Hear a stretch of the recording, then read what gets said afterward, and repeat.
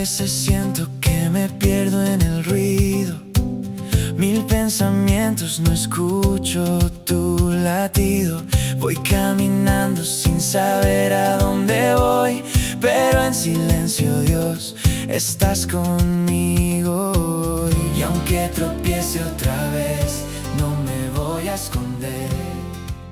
Bueno, bienvenidos una vez más a la experiencia inverso. Y en este capítulo vamos a hablar de algo muy importante que yo creo que nos ha sucedido tanto a nosotros, chicos, como a mí también me ha sucedido y seguramente a aquellos que nos escuchan y nos ven. Cuando sentimos que Dios no escucha nuestra oración. En alguna circunstancia, en algún momento, chicos, ¿han sentido de que Dios no escucha sus oraciones?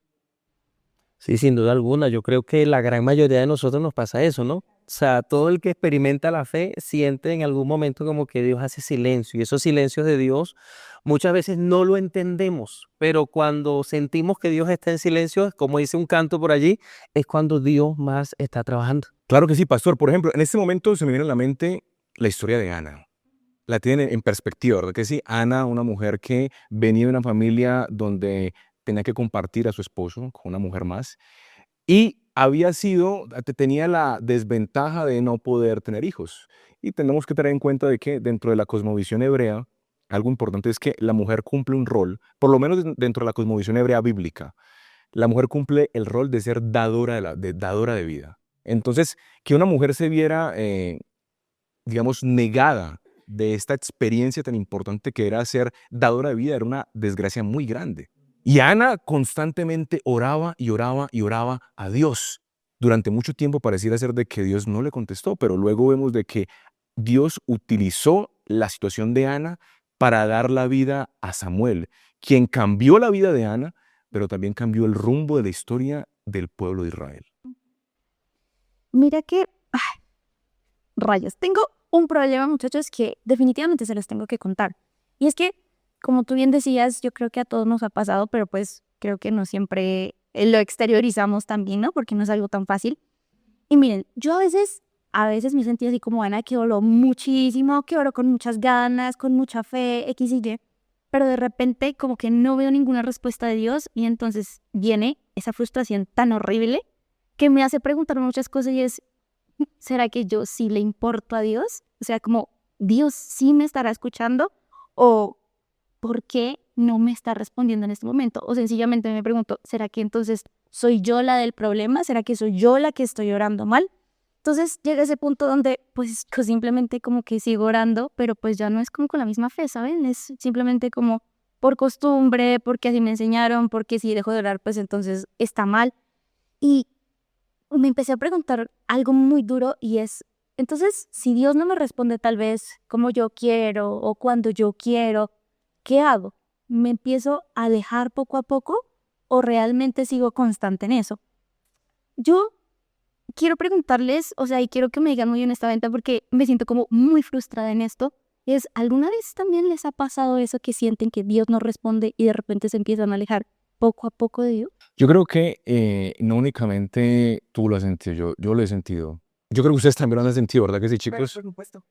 Y ahora se me viene a la mente algo más, no únicamente yo. Se me viene a la mente, lo tengo aquí palpadito, el Salmo 13. Cuando David mira a Dios y le dice, Señor, ¿hasta cuándo? Si tienes allí tu Biblia, busca el Salmo 13 y léelo. Saca un espacio y léelo. ¿Hasta cuándo, Señor? Y hay un verso en el que dice, ¿hasta cuándo esconderás tu rostro de mí? O sea, hay una naturaleza nuestra, hay una inclinación nuestra a pensar de que cuando las cosas no salen como queremos, Dios no nos está escuchando, pero Dios no nos juzga por eso, porque entiende nuestra debilidad humana también.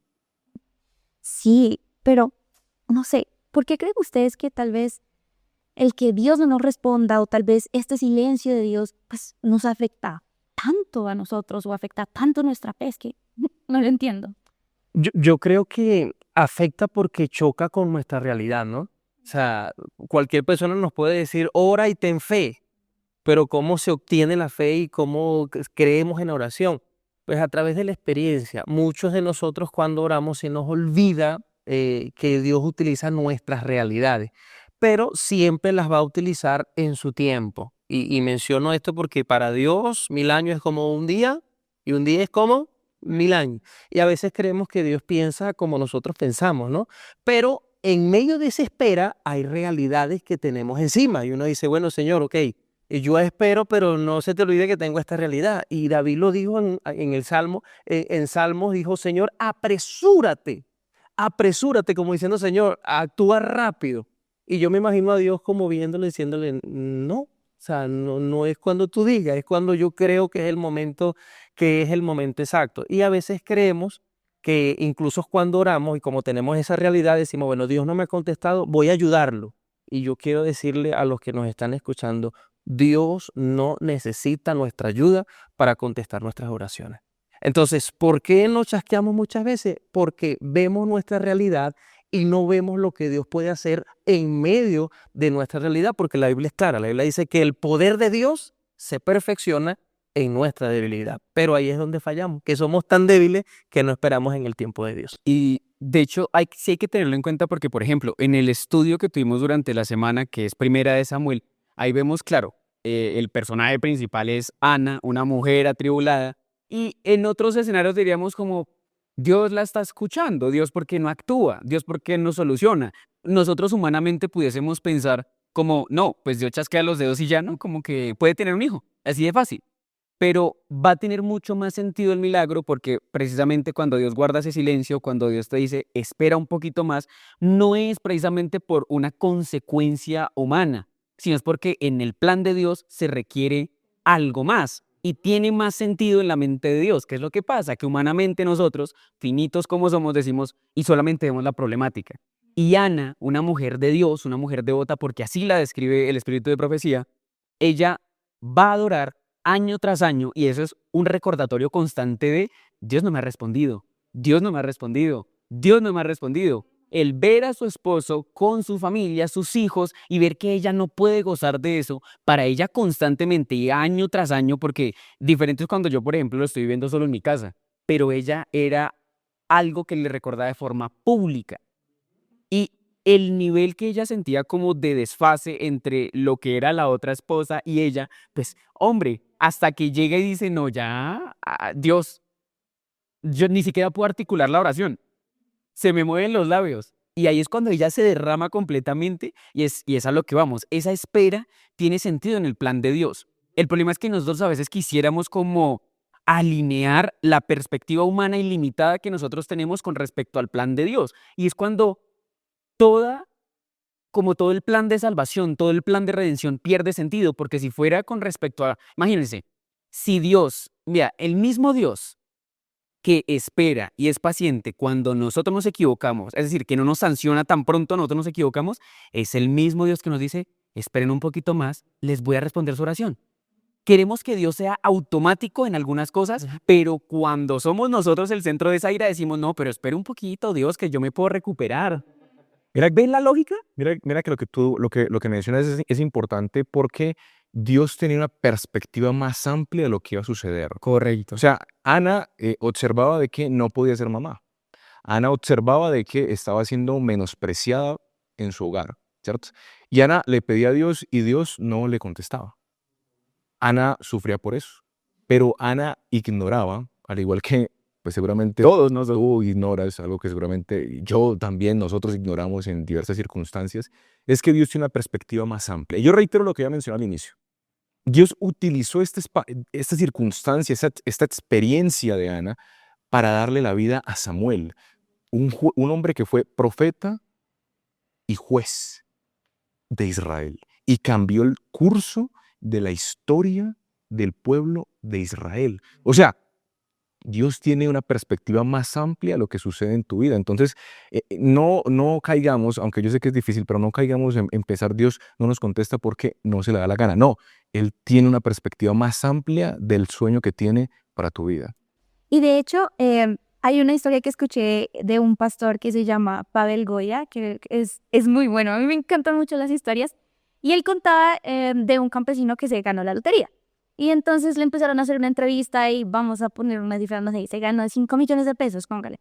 Le decía, ¿y qué vas a hacer con esos 5 millones de pesos? No, voy a ir a arreglar mi carro. Que hágale, que valiera como 5,000 pesos o 2,000 pesos, por poner un ejemplo. Y bueno, ¿y qué más vas a hacer con el resto del dinero? no, voy a, no sé, a comprarle comida a las vacas. Sí, todo lo que respondía el campesino eran cosas pequeñas, eran cosas simples. Y el pastor llegaba y decía, pues es que a veces nosotros no entendemos el verdadero significado de las cosas que pedimos. Pedimos cosas, bendiciones pequeñas, cuando Dios quiere realmente darnos bendiciones grandes. Ana solo le pidió, le dijo, Dios, dame un hijo. Ana no le pidió que le diera a Samuel, una persona, un profeta que iba a cambiar toda la nación de Israel. Entonces, Dios nos bendice en gran manera si nosotros realmente persistimos a lo largo del tiempo. Y creo que eso fue tal vez una de las cosas que hizo que Ana se recuperara de todo ese tiempo, ¿no? Porque uno se pregunta, ¿y qué sostuvo a Ana entonces en medio de todo eso? Y creo que sin duda fue, a pesar de no ver, empezar a creer en Dios. Y hay algo que les quiero contar que estaba como leyendo, como pues buscando, ¿no? Una respuesta ante todo esto que me estaba pasando. Y resulta que hay algo que se llama sesgo de expectativa, y es que nosotros solamente reconocemos como una respuesta aquello que nosotros queremos que pase. Afirmativo. Exacto, aquello que coincide con eso que yo deseo o eso que yo quiero. Y todo lo demás lo interpretamos como silencio de Dios. Es que, de hecho, una vez en un podcast grabamos un episodio que se llamaba Que Dios nos gostea. Cuando Dios nos gostea. Entonces, claro, uno se siente como, si no es lo que yo quiero, entonces Dios no me está escuchando, Dios me está gosteando. Pero la Biblia muestra algo muy bonito, y es que Dios sí nos responde, y nos responde de 4 maneras. O sea, la primera está en sí, en no, en espera, o nos responde algo completamente diferente a lo que nosotros tal vez queremos. Y de hecho hay un versículo muy bonito, Romanos 8:28, creo que sí es ese, ¿no? De que hay que todas las cosas, pues a los que aman a Dios, todas las cosas nos ayudan a bien, sea cual sea nuestra respuesta. Y sin duda Dios supo esto porque hay muchísimos estudios que dicen, es que los seres humanos no saben identificar a largo plazo lo que les va a hacer feliz.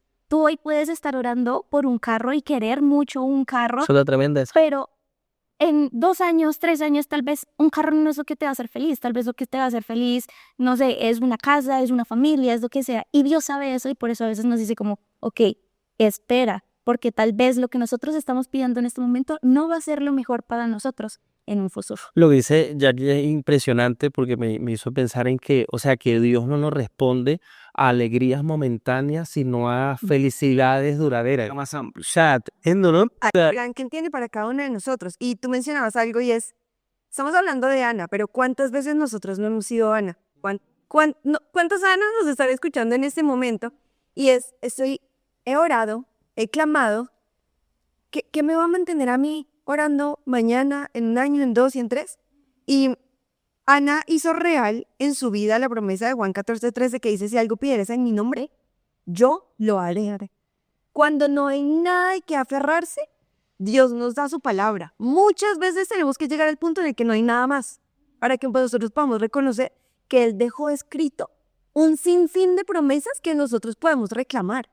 ¿Qué es lo que pasa? Que tenemos una fe tan corta que no nos sentimos en la capacidad de ir a Dios y de pedirle lo que Él ya prometió que nos va a dar. Dios ya le había revelado a Ana su voluntad. Le iba a dar un hijo y Ana estuvo orando por años. Y una frase que a mí me gusta mucho recalcar es, nuestras oraciones cortas deben su propósito y eficacia a las oraciones largas.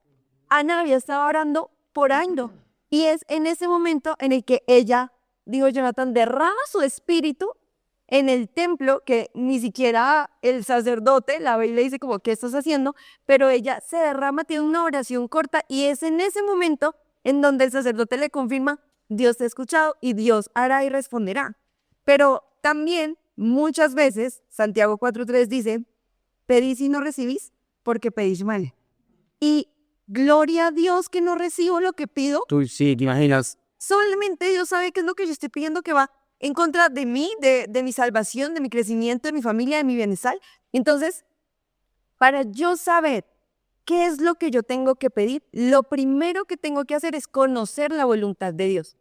Y si lo que yo estoy pidiendo va de acuerdo a la voluntad de Dios, puedo perseverar como Ana en oración, porque la tardanza únicamente le dará a Dios la gloria que Él necesita para el momento en el que responde. Y sin embargo, mira, Gerald y chicos, hay circunstancias en las que Dios decide no responder. hay circunstancias de nuestra vida, incluso en la Biblia la encontramos, y yo creo que la más famosa de todas es cuando Jesús está clavado en la cruz, y en arameo dice, Elí, Elí, lama sabactani, que significa, Padre, ¿por qué me... Dios mío, ¿por qué me has abandonado? Y cuando uno hace un estudio del texto, uno se da cuenta de que de que el Padre no le contesta.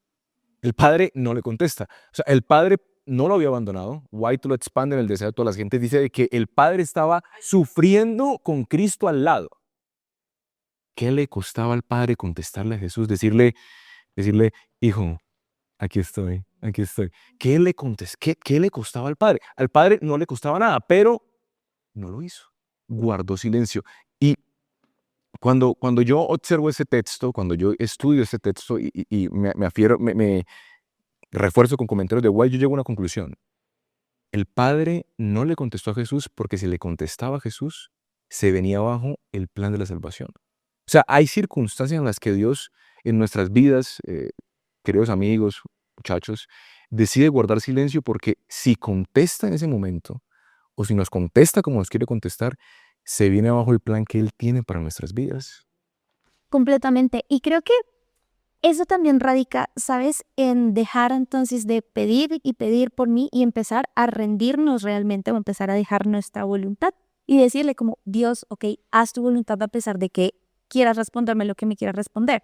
Cuando hacemos eso, sin duda empieza a cambiar como el centro de nuestra relación, ¿no? Ya no empezamos a ver a Dios como un banco de que pido y entonces me da, sino que empezamos a ver a Dios en nuestras vidas como un propósito, como el fin de toda nuestra vida.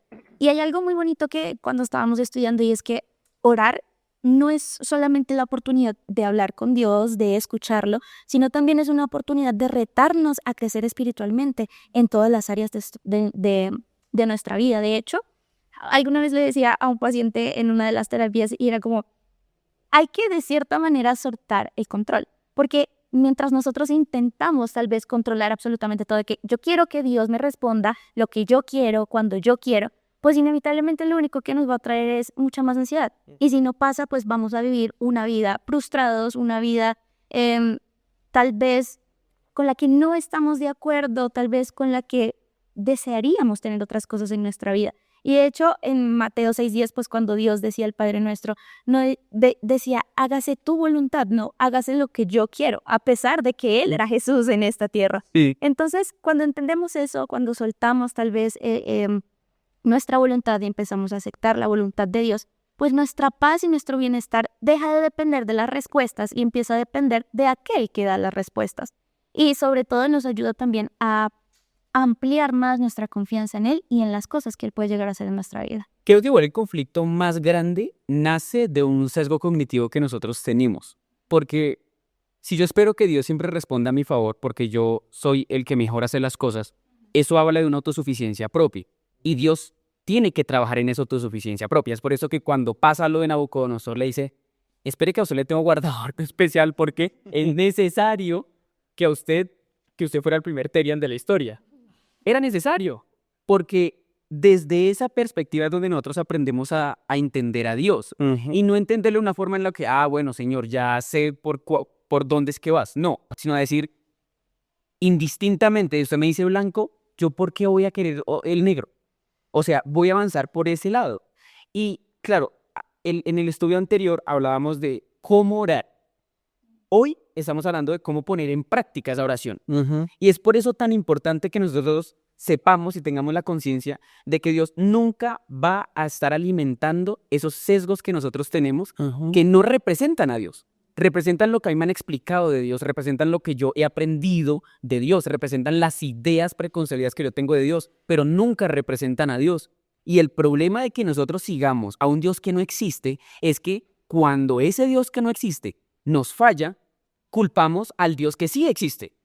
Entonces, ese Dios que solamente me ama, porque lastimosamente, digamos que el tema central, quizás yo lo oriente a esa distorsión que tenemos con respecto a Dios. El problema más real y latente que tienen los jóvenes cristianos hoy en día es tener una imagen desdibujada de lo que es Dios. Porque con esa imagen desdibujada es que dicen, no, es que ¿por qué pasan tantas cosas en el mundo si ese Dios de amor que esto no significa conocer a Dios? Eso es replicar lo que todo el mundo en redes sociales dice de Dios. Y el problema es que cuando ese Dios se sale de las casillas que yo tengo mentales, decimos, ese no es mi Dios. Nunca puede existir un Dios así. Pero cuando yo voy a la raíz, sé quién es mi Dios, ahí es donde yo puedo decir, tiene todo el sentido, por ejemplo, en una situación de Ana, de decir, por eso Dios tardó. Por eso el silencio de Dios tiene sentido. Pero desde un punto de vista autosuficiente, como es el humano, yo nunca voy a poder reconocer que Dios puede tardar. Porque desde ese punto de vista es yo necesitando en este momento que Dios responda. Ajá. Y ahí es donde yo tengo que decir, y de hecho la lección lo decía, en esos momentos, cuando Dios aparentemente no me está respondiendo, no me está escuchando, no me está nada, como que Dios se mutió, se me gosteó, ahí es donde la lección nos dice, en esos momentos, buscan la Biblia pruebas de su amor y cuidado por ti. Ora para que la imagen distorsionada que tienes de Él vuelva más clara. Mira que esa imagen de Dios distorsionada nos afecta al punto de pensar de que Dios está del otro lado del teléfono ahí migajeando para contestar. O sea, literal, a mí me parece que cuando hago visitas, Pastor Tablante, yo no sé si le ha pasado a usted, cuando hago visitas muchas veces, más que toda la gente un poco más joven, piensan de que Dios está en deuda con nosotros y tiene que contestarnos lo que queramos. Y por eso vienen lo que yo considero que son peticiones de vanidad por cosas que, como si Dios fuera un Papá Noel, por así decirlo, porque hay una distorsión acerca de quién realmente es Dios. Me parece muy, muy acertado lo que decías, Jonathan, porque cuando tenemos una distorsión de quién es Dios, entonces vamos a tener una distorsión de cómo comunicarnos con Él. Fíjense que hay un dicho coloquial que se sabe en muchos países que dice que, yo no sé si usted alguna vez lo escucharon, ¿no? Dios tarda, pero no olvida. ¿No lo he escuchado alguna vez? Y a veces creemos, esta cultura, bueno, se los enseño. He escuchado muchas veces que se dice, Dios tarda, pero no olvida. Y eso es un dicho que está como fuera de contexto en el ámbito espiritual, ¿no? Porque Dios nunca llega tarde. Y ahorita mencionar como que Dios tardó por esto. No, Dios nunca llega tarde. Él llega cuando tiene que llegar. Y por ejemplo, por eso la Biblia dice, no hagan como los demás, que algunos tienen la venida de Jesús como tardanza. O sea, no, Jesús va a llegar en su tiempo, no en mi tiempo. Entonces menciono esto porque cuando uno se entrega a Dios, y Jesús lo experimentó, y creo que se escribió en la Biblia como ejemplo. Él en el Getsemaní dijo, Señor, si es posible, pasa de mí esta copa, pero que no se haga como yo quiera, sino que se haga como tú quieras. Quiere decir entonces que cuando uno va a orar, tiene que entregarle su propia voluntad a la voluntad de Dios. Si alguno de ustedes dijo algo clave, cuando oramos tenemos que perder el control y entregárselo a Dios. Hay que tener cuidado y quiero, para ir cerrando, pasar un punto importante, porque si decimos eso, Ana pudo haber dicho después del primer llavero, no era la voluntad de Dios que yo tuviera. No era la voluntad de Dios. Y hoy nosotros usamos como muletilla el, Señor, quiero esto, pero que sea tu voluntad. No porque genuinamente queramos la voluntad de Dios, sino porque en el fondo yo no creo que tú me puedas hacer lo que yo te estoy pidiendo. Entonces, que se haga tu voluntad, para que cuando tú no me respondes, porque Soltarte. sé en el fondo que no me vas a responder, entonces yo decir, no, es que no era la voluntad de Dios. Ana por muchos años pudo haber pensado eso, pero démonos cuenta que en ese proceso Dios también la moldea. Y la última oración que ella hace es, y me concedes un hijo, lo dedicaré todos los días de su vida a tu servicio. Ana entendió que la voluntad de Dios no era darle un hijo para que ella se lo pudiera presumir a Penina, para que ella hiciera más feliz a su esposo. La voluntad de Dios era tener un siervo fiel en su casa. Y Dios dijo, yo voy de acuerdo a tu voluntad. Y en ese momento ella tuvo la convicción de que Dios le iba a responder. Entonces, tengamos cuidado. ¿Podemos pedir las cosas conforme a la voluntad de Dios? Sí, pero podemos primero antes conocer la voluntad de Dios para perseverar en la oración y saber que conforme a lo que pidamos, Dios nos va a responder. Así es, así es. Me hace pensar, para concluir esto, de que a veces pensamos, tal vez hay una Ana del otro lado de la pantalla, o tal vez está aquí, o tal vez somos nosotros, ¿verdad? Que pensamos que Dios no nos contesta y se ha olvidado de nosotros, pero no perdamos de perspectiva, pensando en Ana, en Samuel, de que en ese silencio, en esa ausencia aparente de Dios, no significa de que realmente esté ausente, más bien significa de que Dios está trabajando algo más grande en función de nuestras vidas. Chicos, rápidamente, ¿qué les queda de la lección de hoy, que hemos estudiado hoy? ¿Qué se les queda en la mente? ¿Qué podrían ustedes compartir de manera muy rápida y breve? Yo tengo varios puntos, ¿no? Número 1, Dios siempre responde. Amén. Indudablemente, Dios siempre responde. Número 2, la oración no es control, es rendición. 3, el silencio de Dios también es una respuesta formativa, no forma, ¿está bien? La espera fortalece nuestra fe. Y por último, orar es alinear nuestra voluntad con la de Dios. Yo creo que yo me quedo con que la oración, más que por emoción de quiero esto en este momento o tal vez Dios no me lo está dando ahorita, tiene que ser una decisión en nuestras vidas. Y cuando persistimos en eso, sin duda va a cambiar completamente, porque es que nuestra relación llega con Dios a ser mucho más madura de lo que nosotros nos podemos imaginar, aun cuando no recibimos aquello que queramos, seguimos creyendo el que tiene un plan para nosotros y aprendemos a confiar aun cuando no lo entendemos. Amén. A mí me gusta quedarme con algo y es lo que entendemos como tardanza de Dios. No es sino la preparación del testimonio más espectacular del que vamos a ser testigos. Amén. Y yo voy a rescatar lo que decía la lección esa semana y es, ¿por qué orar si Dios ya lo sabe todo? Y dice Elena G. de White, no es que se necesite esto para darle a conocer a Dios lo que somos, sino a fin de capacitarnos para recibirlo. Y ojo a esto, la oración no baja a Dios hacia nosotros, sino que nos eleva hacia Él. Cada que nosotros realmente dedicamos esa porción de nuestra vida a Cristo Jesús, ahí es donde nosotros vamos a poder entender y acercarnos a la voluntad de Dios, no en viceversa. Nosotros nos acercamos a Dios a hacer lo que nosotros queremos. Mediante la oración y una oración en donde derramamos nuestro espíritu como Ana, nosotros humanamente nos acercamos a Dios y a su voluntad. Muchas gracias. Y yo me quedo, aunque la lección no lo menciona, me trae aquí a la mente la escena de Jesús cuando está en la cruz y dice, Dios mío, ¿por qué me has abandonado? Y aún así, Jesús decide ser fiel, a pesar de que Dios no le contesta la oración, porque el Padre estaba trabajando en algo más grande. ¿Y saben cuál fue la recompensa de Jesús por haber sido fiel?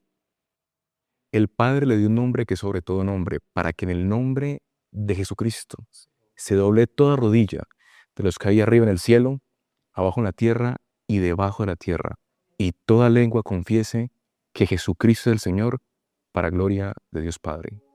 ¿Qué les parece, muchachos, si oramos? Amén. Oremos. Amante Padre, Señor, gracias por la oportunidad que nos das de pensar en ti, Señor, de pensar en la oración, este precioso instrumento.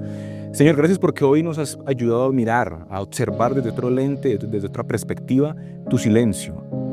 Ayúdanos a permanecer fieles cuando sintamos que no somos escuchados, entendiendo de que al ser hijos tuyos, estás pensando en algo mucho más grande para nuestras vidas.